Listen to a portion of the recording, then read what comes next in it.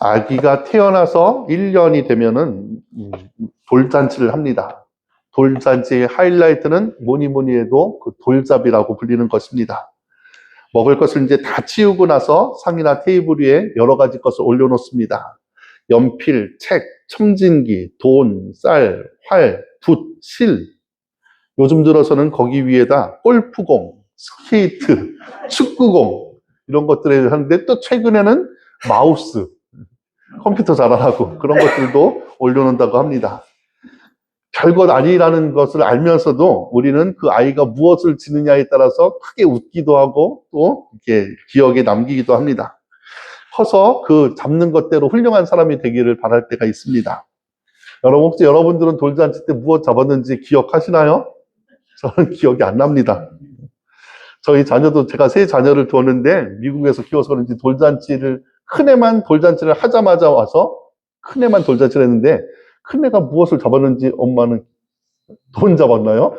돈이랑 상관없이 그런 것 같은데, 그때 제가 굉장히 좋아했던 것 같긴 한데 많이 잡아갔는데, 나머지 이제 한별이 한다는 돌잔치를 하지 않아서 이제 돌제비를 못 했는데, 여러분들 자기 자녀가 무엇을 잡았는지 혹시 기억하는지도 모르겠습니다.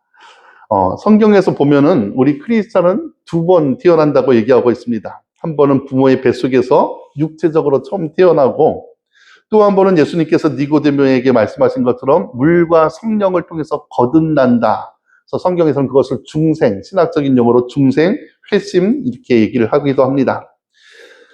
이렇게 주 안에서 영적으로 다시 태어난 사람들에게 좀 신령한 돌잡이를 해보면 어떠한 거예요, 여러분들? 이른바 영적인 돌잡이입니다.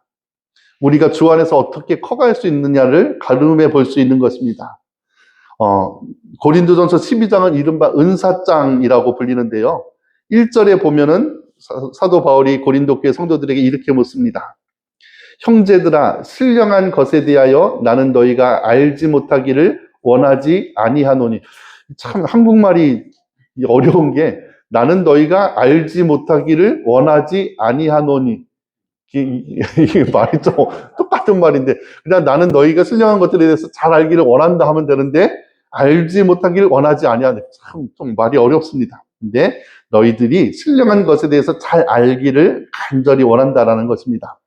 이때 이 신령한 것으로 번역된 구절은 영어 성경에서는 spiritual gift라고 얘기하고 있고, 좀 더 나가서 이제 헬라어 원문에서는 푸뉴마티콘이라고 해서 이른바 영적인 것, 신령한 것, 그리고 더 나가서는 성령으로부터 주어진 것에 대해서 너희가 잘 알기를 원한다, 이렇게 얘기하고 있습니다. 그래서 이 성령의 은사에 대해서 얘기하고 있는데, 은사를 주시는 분이 바로 성령으로부터 나온 것임을 얘기하고 있습니다. 그래서 여러분들의 앞에 만약에 그 하나님이 차리신 상, 테이블이 펼쳐져 있고, 그 위에 여러 가지 돌잡이처럼 지혜의 말씀, 지식의 말씀, 믿음, 병 고치는 은사, 능력해남, 예언함, 영들을 분별하는 것, 방언 말하는 것, 그 방언을 통역하는 것이 다 각각 펼쳐져 있고, 여러분들에게 이거 하나 선택해라 그러면 여러분은 어떠한 것을 선택하시겠습니까? 한 번도 생각해 본 적이 없으십니까? 아니면은 그거 별로 나한테는 안 땡기는데 그래서 아무것도 안 선택하시겠습니까? 바울이 뭐라고 말하냐면, 너희에게 영적인 선물이 앞에 놓여 있다는 것을 너희가 알기를 간절히 원한다. 모르기를 원하지 않는다. 이렇게 얘기합니다. 너희가 이방인, 즉 하나님을 믿지 않았을 때는 말 못하는 우상이 하라는 대로 끌려다니며 살았는데, 이제는 성령으로 말미암아 여러 은사를 통해서 너희가 성령의 인도함을 통해서 살아가게 되었다라고 얘기합니다. 그리고 우리에게 이러한 성령의 은사를 주신 이유는 7절에 보면은 유익하게 하려 함이라, 이렇게 나와 있습니다. 유익하게 한다는 말의 영어 번역을 보니까 이 은사는 common good, 공동의 이익을 위해서 이 은사를 주셨다라는 것입니다. 그리스도인에게 공공의 이익은 바로 하나님 나라와 하나님 나라를 이루는 방법인 그 교회를 위해서 주셨다라는 것입니다. 그래서 이 은사는 개인에게 주시기는 하지만 무엇을 위해 주셨냐? 개인의 영달을 위해서 주신 것이 아니라 하나님의 나라와 교회를 위해서 주신 것이 바로 은사라는 것입니다. 그러니까 교회에 유익한 자, 쓸모있는 자가 되기 위해서 하나님 성령께서 누구든지 예수를 영접하는 자에게 이 은사를 주셨다는 것입니다. 우리가 몇 주 전에 달란트 비유에 대해서 얘기를 나눈 적이 있는데, 달란트는 개인의 삶을 위해서, 물론 하나님께서 그 달란트를 개인 뿐만 아니라 개인이 가진 그 달란트를 가지고 이웃까지도 풍성하게 할 수 있음을 주신 것이지만, 결국은 개인이 이 탤런트 혹은 달란트를 통해서 자기도 풍성하게 살며 주위도 이롭게 하라는 것이 달란트라면, 은사는 그 달란트보다 더 구체적으로 하나님의 나라, 교회를 위해서 주신 것이 바로 달란트라는 것입니다. 우리가 읽은 본문 28절부터는 이 달란트의 종류에 대해서 하나님이 교회를 세우신 것은 첫째, 사도요, 둘째는 선지자요, 셋째는 교사요, 그 다음은 능력 행하는 자요, 다음은 병 고치는 은사, 서로 돕는 것, 다스리는 것, 각종 방언을 말하는 것이라고 말합니다. 어떤 사람들은 이것을 읽으면서 첫째는 사도고 둘째가 선지자고 이렇게 해서 계층으로 나누기도 하지만, 이것은 서열을 가리키는 것이 아니라 평등하지만 이 다른 은사들이 각자에게 주어져 있다는 것을 얘기하고 있습니다. 내가 하나님 앞에 또 교회에서 쓸모 있는 자인가? 라는 것은 바로 나에게 어떠한 은사가 있는가를 살펴보면은 내가 이 교회에서 담당할 것이 무엇인가? 하나님께서 이 교회를 위해서 아니면 하나님 나라를 위해서 내게 주신 것이 특별한 것이 무엇인가에 따라서 나는 나의 사명, 소명 혹은 나의 그 필요성을 우리가 스스로 점검해 볼 수도 있습니다. 어떠한 사람들은 이야기합니다. 이런 은사들은 목사님들이나 믿음 좋고 열심히 특별한 몇몇 성도들에게 주신 것이지 나에게는, 평신도인 나에게는 적용되지 않는 이야기처럼 들리시는 분들도 있을지 모르겠습니다. 실제로 구약의 시대에는 선택받은 몇 명의 소수 제사장이라든가 레위인이라든가 그 선지자들에게만 이런 은사가 필요했는지도 모릅니다. 그래서 기름 부음을 받은 몇몇의 사람들에게만 성령이 임했고 그들에게 하나님의 능력이 임했다라고 표현되고 있습니다.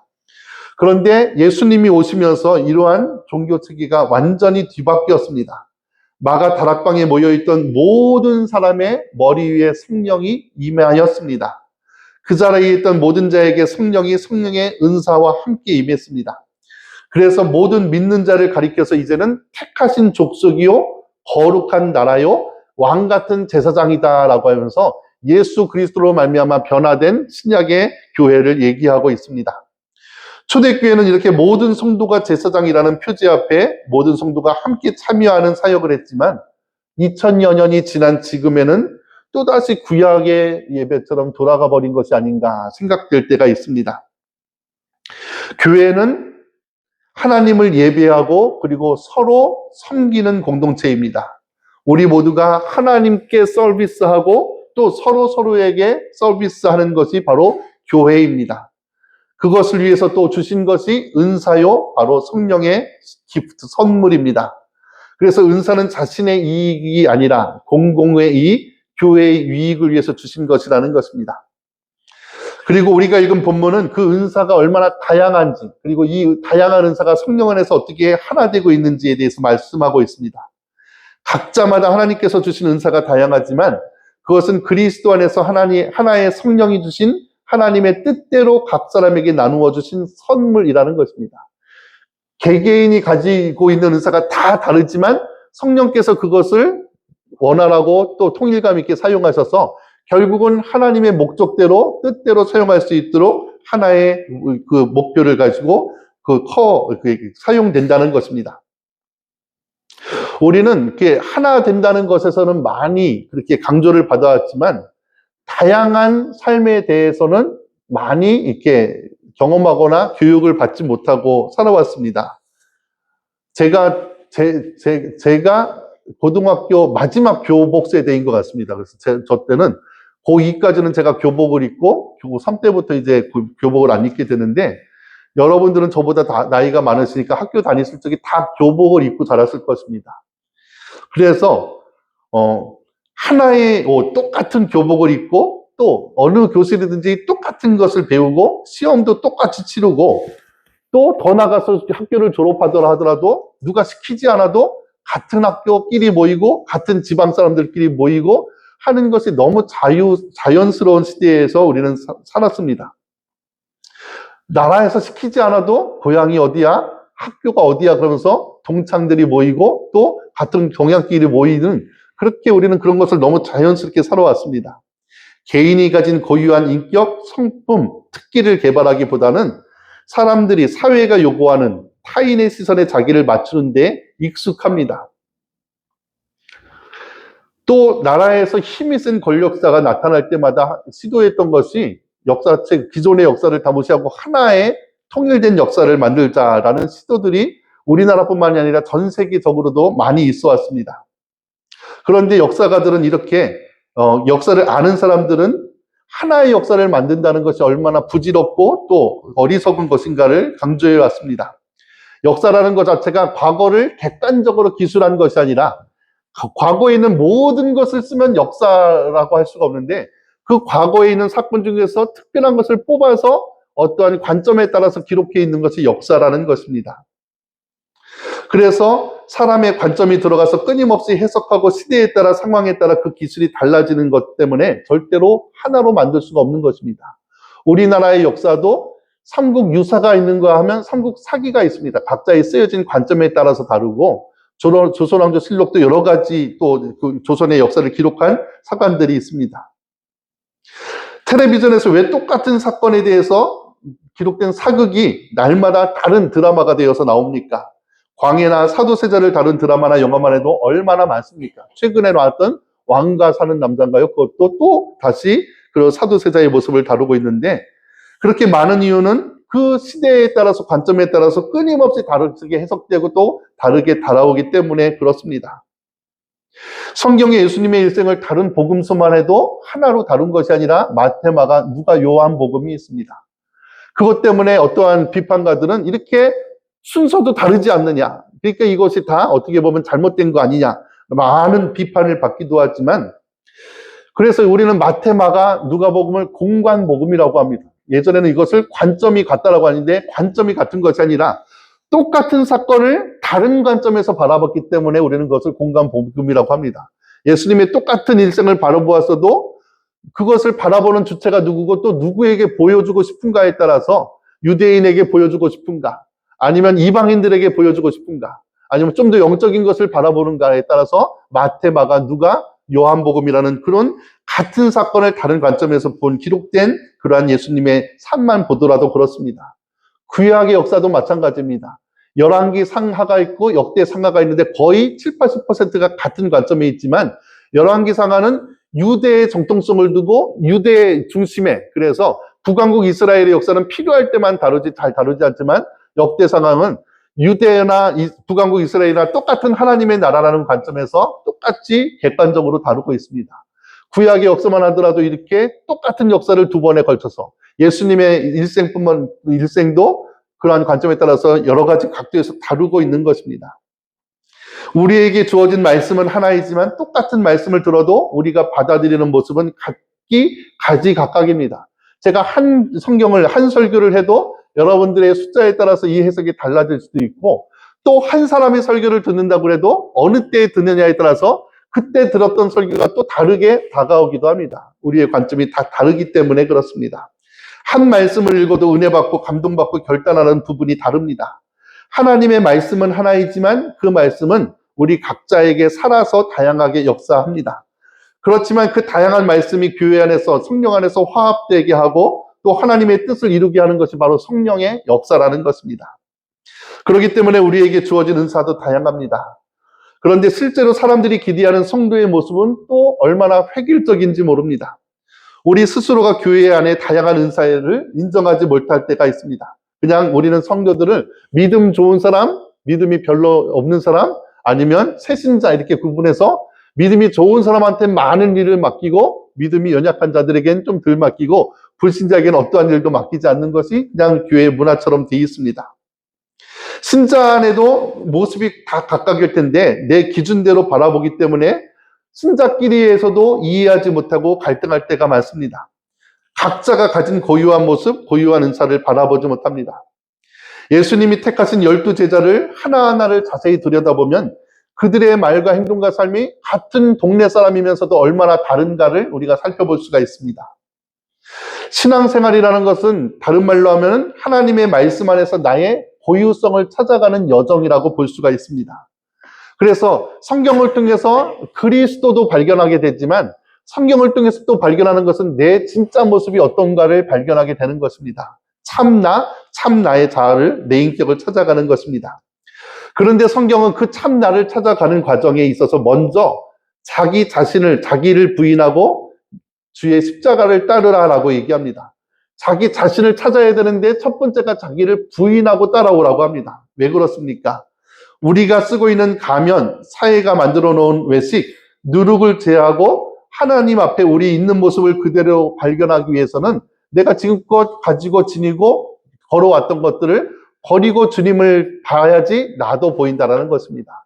그래서 자기 부인이 나를 정말로 완전히 없애서 주님만 남기자는 그런 부인이 아니라 참 나를 발견하기 위해서 때로는 나를 부인하고 내가 살아왔던 흔적, 경험, 전통도 때로는 부인하고 주님을 따라갈 적에 진짜 내가 보인다라는 것입니다. 그래서 목사인 저도 성도인 여러분도 서로 중보하고 격려하고 함께 신앙생활 할 적에 내 중심에서만 바라보는 것이 아니라 그 사람의 고유한 것을 인정하며 그 안에서 연합해 나아가게 하는 것이 신앙생활의 여정이라고 할 수가 있습니다. 남을 바라보면서 나는 왜 저 사람처럼 안 될까? 저 사람은 왜 나처럼 안 될까를 바라보는 것이 아니라 나의 고유함과 그 사람의 고유함이 함께 어우러져서 한 몸을 이루는 공동체가 되어 나가는 것입니다. 너무 사랑해서 결혼을 했는데 결혼해서 신혼날 첫 번째 아침에 깨어보니까는 자기가 사랑했던 그 사람이 아니더래요. 그래서 아니 내가 사랑했던 그 사람은 어디 갔나? 그 신혼 첫날부터 그 사람의 진짜 모습이 보이기 시작하더라는 것입니다. 그런데 우리가 결혼 생활도 다들 해보셨겠지만 그 사람을 나한테 맞추려고 나한테 좀 맞춰봐. 그거 틀렸으니까 나한테 좀 맞춰봐. 하면 할수록 여러분 결혼 생활이 행복하십니까? 아니면 불행하십니까? 그것이 맞춰지답니까? 안 맞춰집니까? 사람이 안 맞춰집니다. 안 맞춰지죠. 결국은 그 사람은 나랑 다르구나를 인정해 가면서 그냥 그 사람의 삶의 방식대로 또 내 삶의 근데 같이 살아가도록 서로 양보하고 품었을 적에 하나의 가정이 되는 것입니다. 교회도 마찬가지입니다. 저 사람은 그냥 틀리면은 믿음이 없어서 그렇다라고 그냥 쉽게 한 것이 아니라 믿음이 들어있어도 각자 교회 안에서 나타나는 모습이 다를 수가 있구나. 저 사람에게는 어떠한 은사를 주셔서 저 일이 기쁘게 보이고 나한테는 이러한 은사를 주셔서 이 일이 나한테 더 잘 맞는구나. 그러면서 교회 안에서도 서로 다름을 바라보면서 아, 저 사람의 나와 이렇게 다르구나를 깨달아가면서 용납하면서 또 나 자신의 지평도 넓어지는 것입니다. 우리 그리스도인들의 유일한 모델은 예수 그리스도입니다. 모든 성도들은 그리스도를 따라 그리스도를 닮아가는 것입니다. 2000년 동안 신실한 그리스도인들의 삶의 목적은 언제나 그리스도를 본받고 따르는 것이었습니다. 그런데 그 그리스도의 어떤 모습을 따르느냐는 다 각각 다릅니다. 어떠한 분들은 예수님의 능력을 얻기 위해서 기도합니다. 어떠한 분들은 그분의 말씀 전파하는 그 지혜를 얻기를 위해서 기도합니다. 어떠한 분들은 그러한 예수 그리스도의 성품과 희생을 본받기 위해서 했습니다. 어떤 분들은 예수 그리스도의 기도를 본받으려고 합니다. 그런데 그 모두가 다 예수를 본받지만 그 예수를 바라보는 시각도 다 각각이라는 것입니다. 은사는 무엇입니까? 하나님의 본질을 우리 인간에게 품어주신, 나누어주신 하나님의 형상일진데 우리 안에 주어진 하나님의 형상, 그 형상은 각자마다 다르지만 우리에게 주어진 그 형상을 더 분명하고 풍성하게 각자마다 주신 것입니다. 그런데 이러한 다양한 은사를 하나로 뭉칠 수 있게 하는, 연합하게 하는 가장 큰 은사, 더욱 큰 은사는 무엇입니까? 오늘 12장 마지막 절 31절을 보면은요, 은사의 다양성에 대해서 다 얘기하면서 마지막에 너희는 더욱 큰 은사를 사모하라. 내가 또한 가장 좋은 길을 너희에게 보이리라. 라고 하면서 12장이 끝나게 됩니다. 그러면서 13장이 시작되게 되는데 여러분 잘 알다시피 고린도전서 13장은 무슨 장입니까? 바로 사랑장입니다. 다양한 은사를 하나로 뭉칠 수 있게 하는, 연합하게 하는, 그리고 모든 다양한 은사 중에서도 여러 성도들이 함께 추구해야 될 단 한 가지는 바로 사랑이라는 것입니다. 하나님의 본질 중에 본질, 그리스도의 삶의 핵심 역시 사랑이기 때문입니다. 그래서 이 은사장의 마지막 절은 자연스럽게 13장의 사랑장으로 이루어지는 서론이기도 합니다. 고린도 교회는 바울이 브리스길라와 아굴라라는 평신도와 더불어 세운 교회였습니다. 그리고 그 고린도 교회는 항구 도시로서 경제력도 발달되고 또 사람들의 지식 수준도 되게 높았습니다. 평신도들이 성령을 받아서 교회의 성장을 이끌었습니다. 경제적인 힘도 있었고 학식도 갖춘 사람들이었습니다.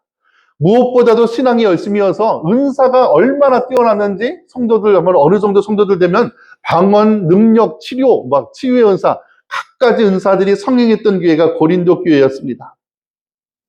그런데 성도들이 성령을 받아 은사를 받으니까 교회가 부흥하긴 하는데 어떠한 문제들이 일어나냐면 질서가 깨어지기 시작합니다.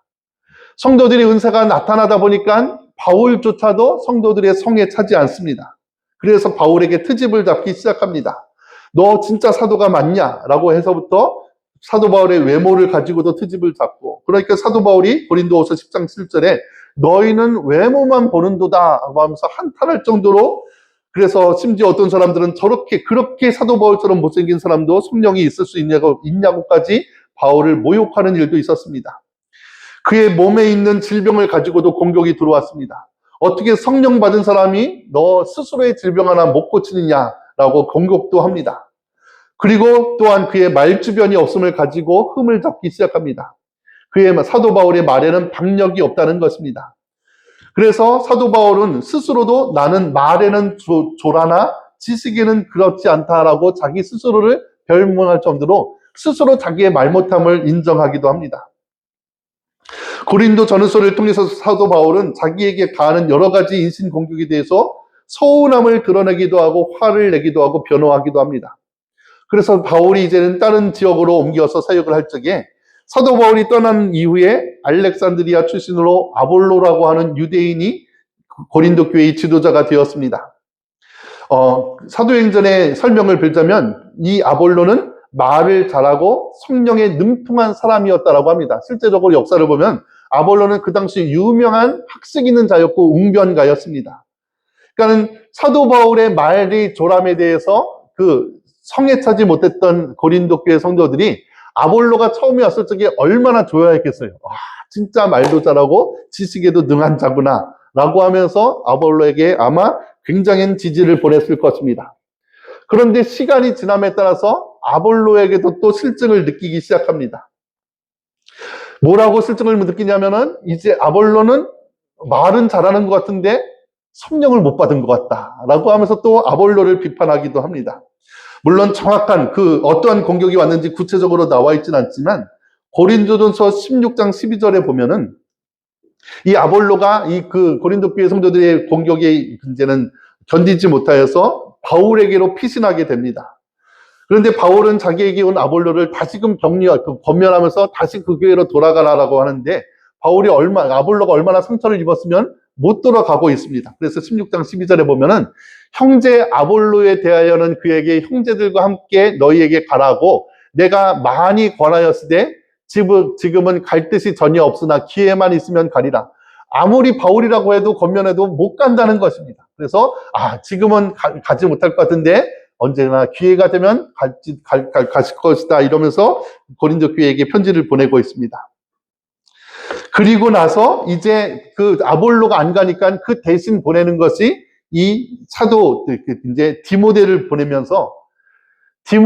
보내면서도 이 사도 바울이 걱정을 해서 자기도 공격하고 아볼로도 공격했는데 이 어린 디모데를 보내면 또 어떠한 공격이 올까 두려워하면서 그들에게 편지를 보냅니다. 디모데가 이르거든 너희는 조심하여 그로 두려움이 없이 너희 가운데 있게 하라. 지금 뭡니까? 지금 디모데가 가면서도 두려워하고 있으니까 두려움 없이 머물도록 좀 잘 좀 대해줘라 이렇게 편지를 보내는 것입니다. 이는 그도 나와 같이 주의를 힘쓰는 자입니다. 그러므로 누구든지 그를 멸시하지 말고 평안히 보내어 내게로 오게 하라. 나는 그가 형제들과 함께 오기를 기다리노라 라고 하면서 보내면서도 마치 아들을 군대에 보내는 것처럼 별탈 없이 돌아올까 걱정하는 마음으로 디모데를 보내면서 디모데 성도들, 고린도 교회 성도들에게 잘 좀 대해줘라. 무사히 돌아올 수 있도록 좀 신경 좀 써라. 이렇게 편지를 그렇게 쓰는 것입니다. 그러니까 바울은 그렇게 은사가 뛰어나지만 결코 하나 되어 화합되지 못하는 고린도 교회 성도들에게 그러면서 고린도전서 13장에 보면은 너희가 방언을 하고 지혜의 말씀을 다 하더라도 사랑이 없으면 울리는 꽹과리다. 예언할 수 있고 믿음이 있어도 산을 옮길 만한 믿음이 있어도 또 자기 재산을 다 하나님께 바쳐도 그 중심에 사랑이 없으면 서로 아무것도 아니다라고 그렇게 얘기하는 것입니다. 언젠가 한번 말씀을 나눈 적이 있지만 제가 고린도전서 13장을 묵상하면서 가장 마음에 걸렸던 것이 바로 3절입니다. 고린도전서 13장 3절에 보면은요.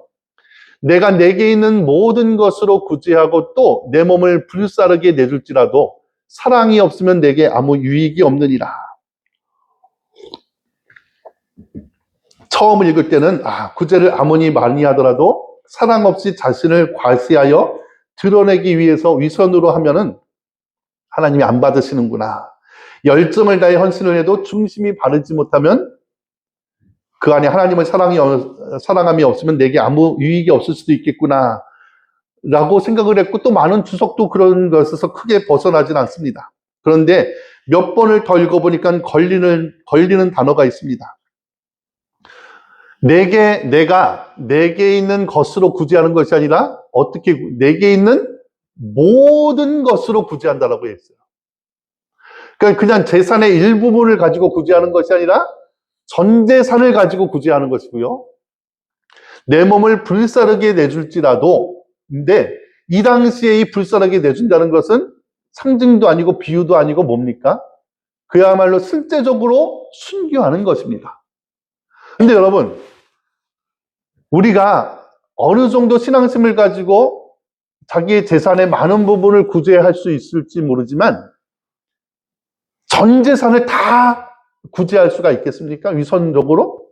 아니면 어떤 사람들한테 보여주기 위해서?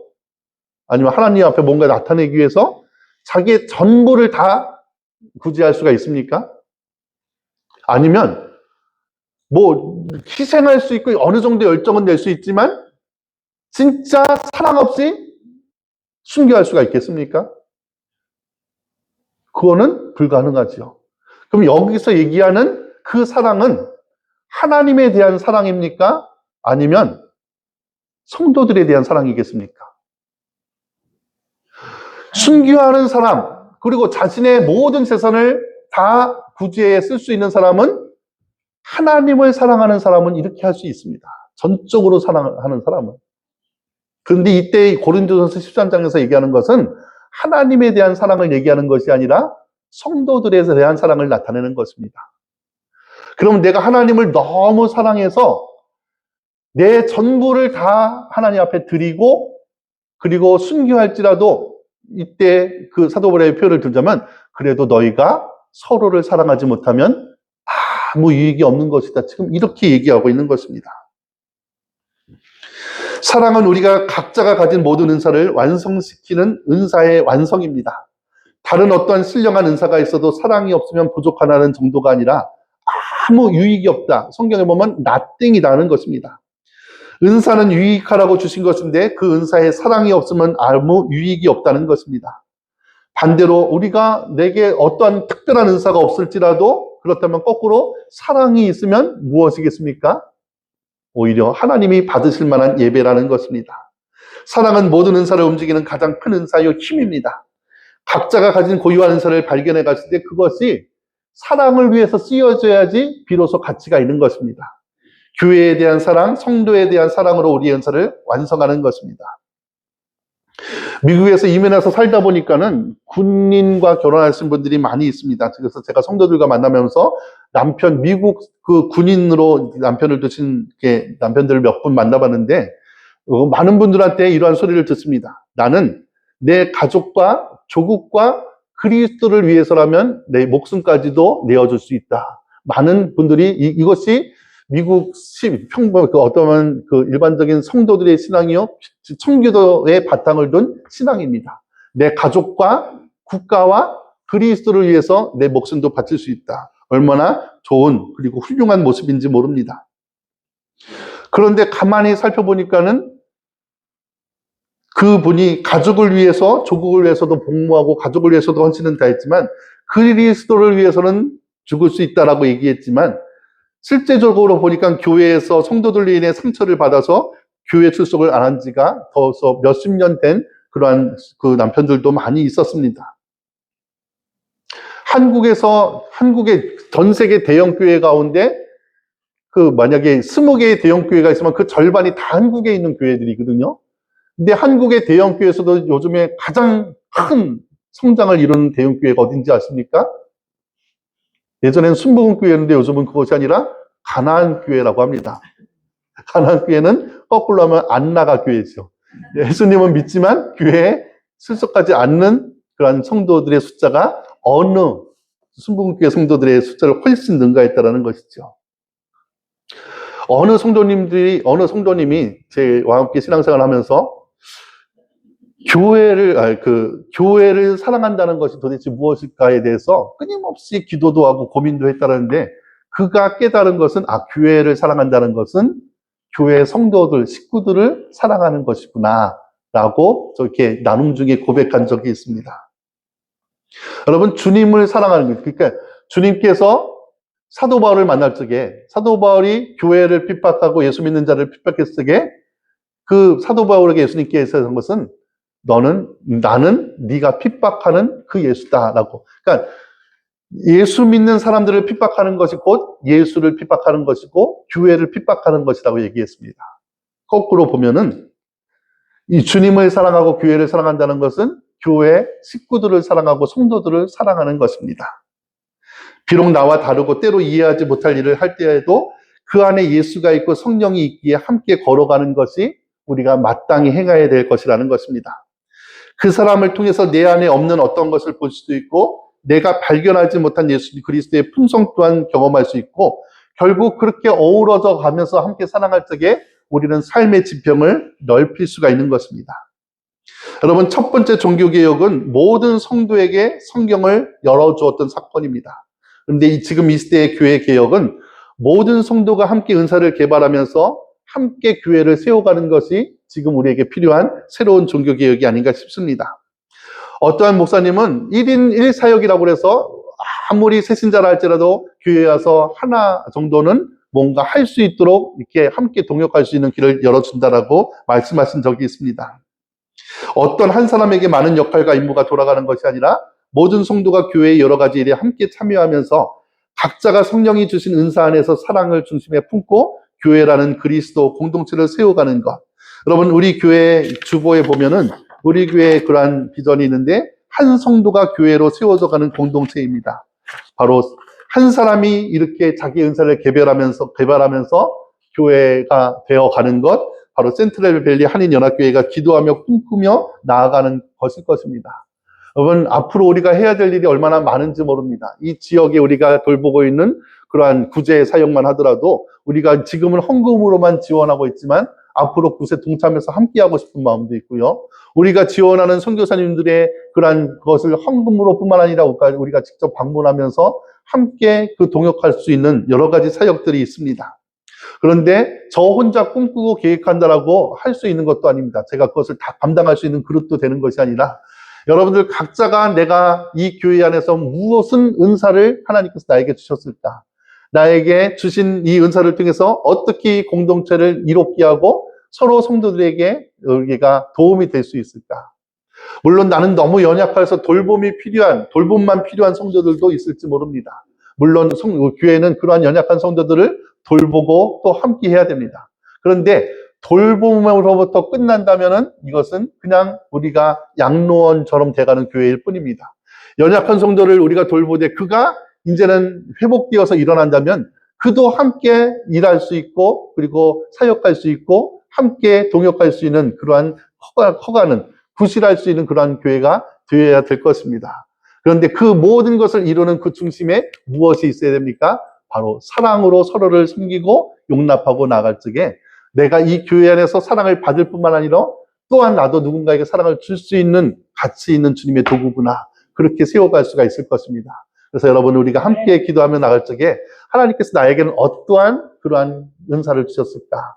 그리고 이 은사를 통해서 내가 어떻게 이 서로에게 도움이 될 수 있을까? 어떤 분은요, 아무것도 힘드니까는 그냥 한동안 이렇게 기도하다가 오늘은 누구한테 전화 한번 해보자.